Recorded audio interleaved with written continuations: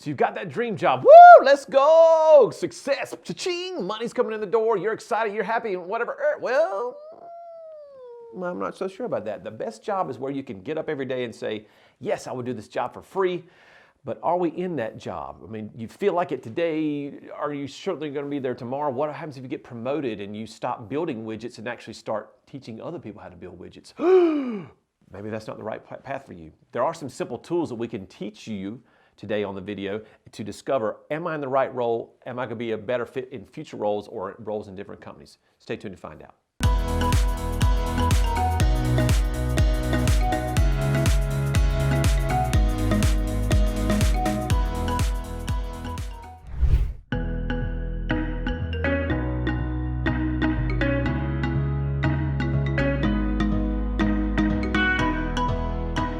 How does self-awareness help us achieve career success?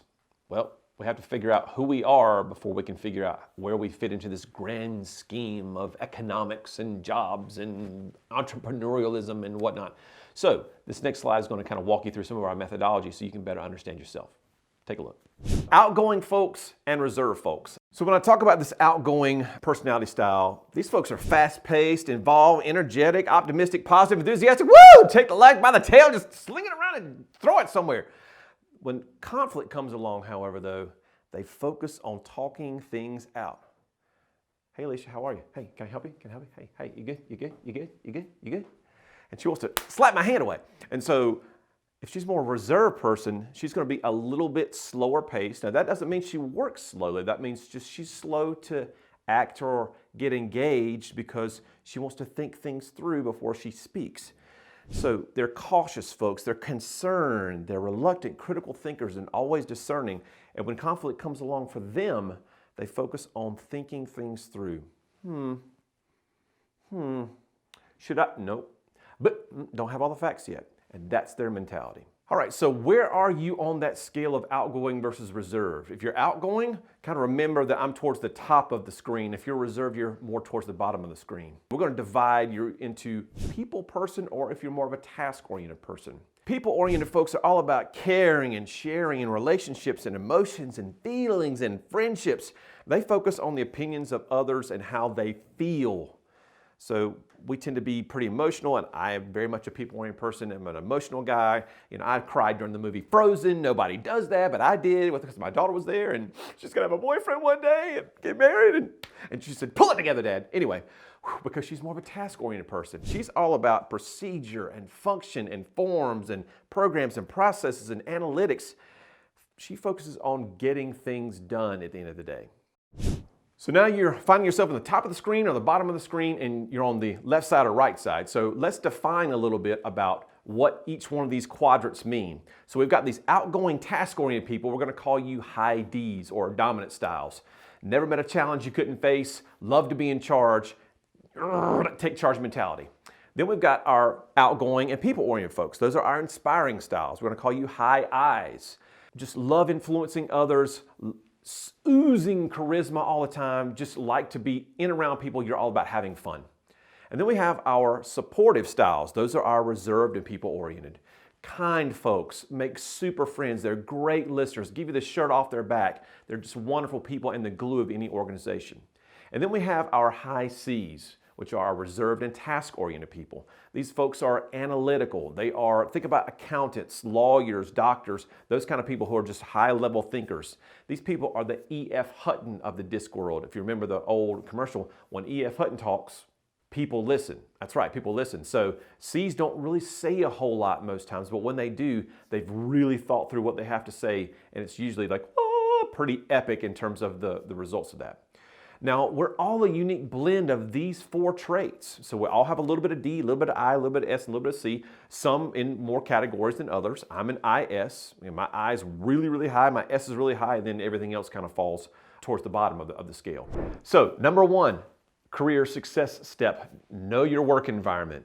Are you a person that's going to be working with a lot of other people, let's say in a call center or in a building with, you know, lots of other accountants or what have you, or are you going to be isolated?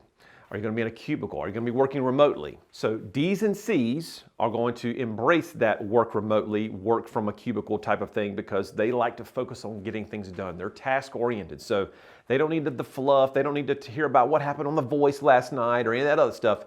You know, Netflix, The Witcher, you know, I don't need to know about that. I just need to come in. I've got things to do. I don't have time for your coffee pot talk. I's and S's, though, they do need that. They're getting energy from being around other people. So those folks on the people side of the graph, they want to be in a work environment where they can see other people, that they can interact with, they can have conversations, they can have friendships, they can have relationships at work. A lot of their relationships at work are some of their most important relationships to them. D's and C's, not so much, because again, they're there to do a job. I's and S's, there to do a job, but they're also there to meet and be around other people. So you're a high D that's working in an isolated environment.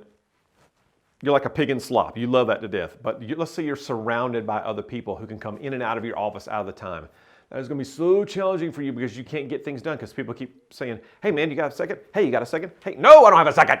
So how do we alleviate that? Well, we alleviate that by not going into those situations in the first place. But if we are in those situations, we can't avoid them. We have to learn how to adapt in our environment. So what is emotional adaptation? How does that work? Let's take a look at this next slide and I'll show you my personal disc graph and how I adapt emotionally and talk about energy and gaining it from a role versus losing it from a role. When you take an assessment, you'll have two different styles. You'll have an environmental style and a basic style. We're going to talk about the basic style today. On the screen right now, you see my personal basic style graph, and you see my D is a 38, my I is 100, my S is a 92, my C is a lowly little 12. And so what does that mean? Well, if you look at that midline there, that little gray line that goes right across the screen, that's going to be right at the 50 percentile. So any bar that's above the 50% is a predominant trait for you. So in my instance, my I is 100, so I'm an I, but my S is also a 92. It's above that midline, so I'm an I-S blend. The order is determined by whichever the higher number is. Now you can be a blend of 3, you can be just a single, you can be a blend of all 4. Someone who's got all 4 around the 50 percentile is what we call level. So in my particular example, I am an IS, and so things that, or behaviors that I would do that are around an IS come easy for me. So for example, speaking to large groups of people. As 100 on the I scale, man, I can do that twice a day, all day long. Let's do it on Sundays, whenever. I get a lot of energy and enjoyment from that. My S is a 92, so I get a ton of emotional energy from helping other people. So that's why I love to work summer camps and influence young people. That's why I like to help other people in the workplace and doing these videos for you guys free of charge to help you be better than you were before you met me. But then you've got my lowly little C of a 12. And so when I have to go back and organize these videos and talk to my YouTube team about those kind of things, man, that's a struggle for me because it takes a lot of emotional energy for me to climb that ladder to get from that 12 above the midline, so I'm able to do those things from the C perspective with a certain degree of proficiency. Now, can I do them? Yes, I can certainly do them. As a CEO of a billing company, I also have to do this every month, and the worst time of the month for me as a CEO is the end of the month. Why? Because that's when reports are due. And gosh, I have to take a look at pro formas and P&Ls and projections, and I can't stand that stuff. And so I have to really adapt my behavior to get inside of myself in terms of what do these numbers mean and what does this mean for our company. So it requires a lot of energy. I can look at a spreadsheet for 15 minutes and feel like I've been digging ditches for 8 hours straight. It just takes so much energy from me. So when we're talking about this basic graph roll, anything that's above the midline, also called an energy line, you gain energy from. Anything below that midline, you're going to be losing energy. So as an IS blend, to get career fulfillment for me, I need to be doing things that are involving other people and influencing others. Well, that's why I speak professionally. And that's why I've created this YouTube channel for you guys. I want to influence you, I want to inspire you, and I want to support you in being the best version of you that you can be. So speaking to audiences of thousands of people does not require a great deal of energy from me. In fact, I get in a great deal of energy from that, a great deal of enjoyment from that. The more people in that situation, the merrier. Now, I've got Alicia behind the camera right now who's trying to smile for me, but there's not a lot of energy in this room right now. So I'm having to adapt because I'm talking to a camera. And if I move this way, then Alicia has to follow me, but I have to maintain eye contact on this stupid bloody freaking camera. And it's frustrating me, and I've talked about it already with my film team this morning, but I'm adapting emotionally and I'm overcoming that. But when I'm done with this film session today, I'm gonna be very spent. I'm gonna be so tired because I've had to focus my moves a little here slightly, and then she has to react, and I move over here, and then I have to focus on the camera and look at you guys. Versus on a stage, and I can be like, okay guys, we're doing this today, and woo, let's go. Hey, Allie, you're doing a great job over there on the side, woo. So I'm building energy and gaining energy from the room. So from that perspective, speaking is wonderful for me. But doing this, I'm having to adapt a little bit. Now I'm sharing, which is good. That's giving me some energy. And I know I'm having some positive impact on your lives because I'm hearing from you in the comments. But if I had to just talk to this camera every day, it's not nearly as good as if I'm out there speaking to you in person. I'm gaining energy from that. And now once I get back home, then I have to talk to the other person who helps me run this channel and the team, and we have to start talking about details and when does this get produced and when does this get done and we need to swap and change and move this out and all those details that I hate. Remember, my C is really small. I'm less than a 20.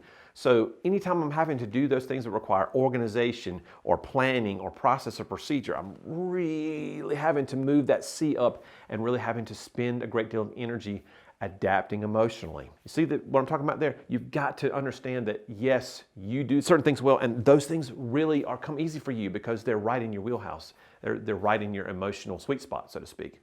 And then those things that require you to really muster a lot of energy, those things are not in your sweet spot and you're having to adapt. So in career success, you got to find the places where you're not going to have to adapt all the time, because if you do, you're going to be miserable. You're just going to be over and over. You may be great at math, but you hate sitting down and being isolated. So you want to maybe be in an actuary in an agency where there are other actuaries, maybe in a firm that has lots of other people so you can interact with them. Now, unfortunately, there's a lot of C accountants, so you're not going to have a lot of success there because they're going to want to stay in their cubicle. But the point is that you've got to find the best place for you from a work environment standpoint.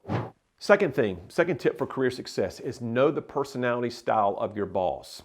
So if you can walk through the activity we did earlier today where you talked about outgoing versus reserved and people versus task, you can kind of get sort of an idea about where your boss might be. And that's going to help you better answer his or her questions when they have issues come up or opportunities that come up, or they ask you to lead a project, or they want you to take on this new piece of the puzzle for your job description that you may not otherwise have. And so understanding their perspective is key to career advancement and to being better than you were before you had this knowledge after this video is done today.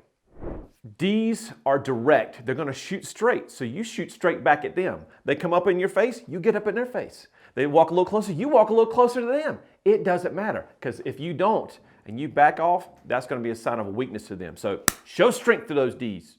I's are about influencing others. They want to see your passion, your enthusiasm. If you come in there like a cold, dead fish, you're not going to get that promotion. You're not going to be leading that project because they want you to feel the same passion that they have. So go for it. S's are great listeners, and they're always concerned about the welfare of others.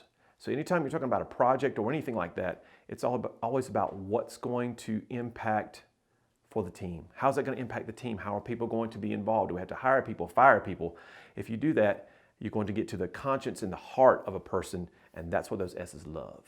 C's, God bless you. I love you guys. You are those analytical folks. And so when you have those analytical people that you're talking to, keep it to the facts. Just the facts, ma'am, as they said back in the Dragnet days. Don't come in there with all the bells and whistles and how product 2.5 is going to be better than product 2.0. It's going to be great. No, none of that. Okay. Keep it straight. Hand them the facts.